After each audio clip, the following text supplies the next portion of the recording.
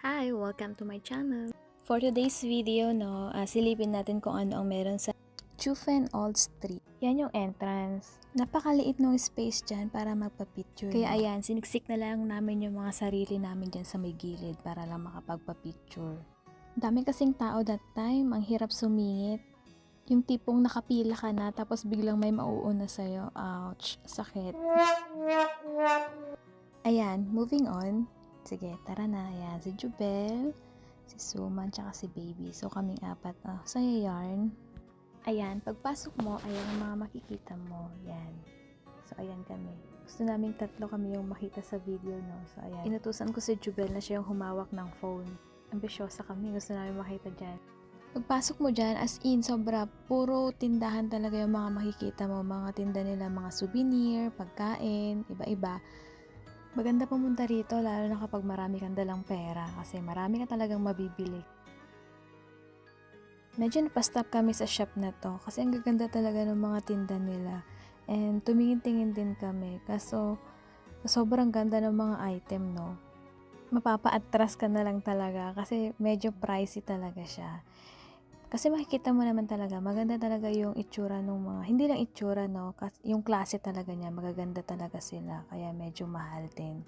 At yung hinawakan kong yan, 200 din yan mahigit, no, kaya siguro kung marami lang akong pera, nakabili ako dyan, kasi gamit pang bahay din yung iba. Nung time na nagpunta kami dyan, medyo maulan siya, guys, no, and okay naman, nag-enjoy pa rin naman kami kahit ganun yung panahon. Kasi kami yung mga tao na kahit simpleng bagay lang, napapasaya na kami. Kahit maliit na bagay pa yan, masaya na kami. Mga simpleng tao ba? Char! At ito yung literal na fishball. O diba, tsura pa lang masarap na. And ang lalaki ng mga fishball nila. Bilog na bilog. Yan. Sa kanila din to, kapag bumili ka ng fishball, bili ka na rin ng drink. Ano ba yung nakita ko dyan? Pero matandaan na.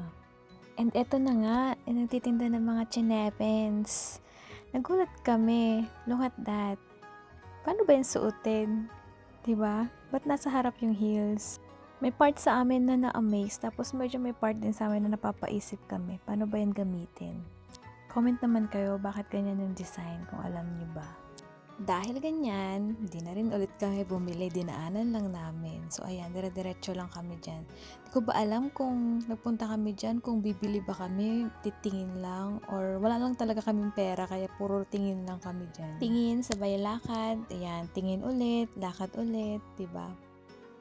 At heto na, may nakita kami. Ayan!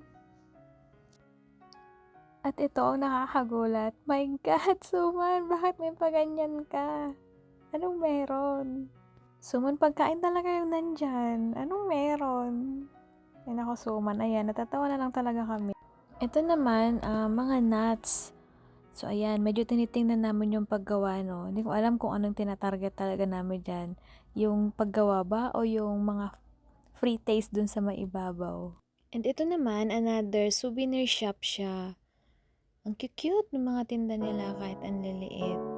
At dahil mga wala nga kaming pera, so ayan, tingin-tingin lang kami. Ayan, medyo lumapit pa nga kami dyan eh. Diskusyon pa kami dyan. Hindi rin naman kami bibili, di ba? Di ba? May pahawak-hawak pa talaga kami dyan. Tingin-tingin. Sige, Suman, bibilin mo ba yan? Nakita namin yung mga price. 40 na nga lang, no? Hindi pa kami nakabili. Halata talagang mga wala kaming perang dala. Puro gala lang ang baon namin. Kagustuhan namin makalaya lang kahit isang araw, no? Gumala kami kahit wala kaming pera. Pambayad lang sa taxi ang meron kami. Sige, ayan. Lakad ulit kami. Tingin-tingin. Lakad. Tingin-tingin. Diba? Saya kami kahit ganyan lang. Puro lakad kami. Pagod kami sa kakalakad. Ayan. Ang cute ng mga tinda nila. Mukhang masarap talaga, no? And look at that, diba? Itsura pa lang masarap na. Ayan, meron ding free taste yan, nandyan sa gilid, ayan.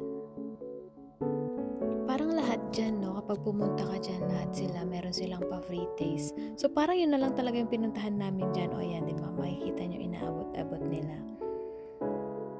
At nung nagpunta kami ng time na yan, no? bali sumabay lang kami sa pasyalan ng Taiwan. So yung time namin medyo limited din talaga siya. Kaya mas inuna talaga naming puntahan muna lahat. Kasi yung oras namin mauubos no kung mag-i-stop talaga kami sa isang store lang tapos titingin ba lahat titingnan namin.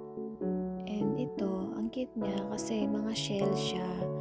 So, yan yung product niya. Tapos, makikita mo meron siyang mga curtain, pailaw, may ilaw siya. Yung shell no, ginawang ilaw. Diba? Ang creative. Another store na naman ang napaasa namin.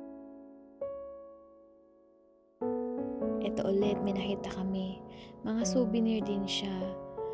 Tapos, tinignan namin yung mga price. Makikita mo dito, ang liliit nila sobra, pero ang presyo 200. Diba? Pero ang cute, ang gaganda. Mga Lucky Charm daw to eh. Dito naman sa tabi niya, mga dried fruit and vegetable. No? Yan, binigyan pa kami nung nagtitinda dyan ng free taste. Ayan, syempre kami, kuha din kami. Kaso, sabi ni Suman, matigas daw. Kaya ayan, thank you na lang. Pero masarap siya. Ayan, so ayun ulit, lakad ulit kami dyan ng lakad.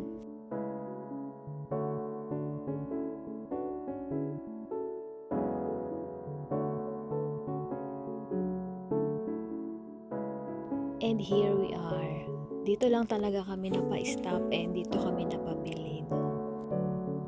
Bukod sa tingin pa lang, masarap na. So ayan, tinikman nila.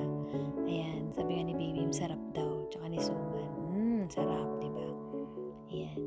So dyan, nakabili kami dyan. Yogurt yan, tapos meron siyang toppings na dried strawberry. O diba, tsura pa lang, masarap na. Sarap niyan, sobra ang sarap. Yan, diba? Dahil Pilipino kami, ay pa-picture. Yan, group picture, diba? Dahil ang ganda naman talaga niya. Kulay pink, yan. Pa-picture pa kami sa may-ari, diba? At last, ito yung pinakadulo niya. Ito yung makikita mo sa pinakadulo ng mga store na yun. Yung iba, hindi na namin na-videohan no, dahil naulan din, tapos may dala-dala na kami pagkain. Pero napaka-refreshing pagdating mo dun sa taas. Napakaganda ng view, para kang nasa Baguio or Tagaytay ba yan?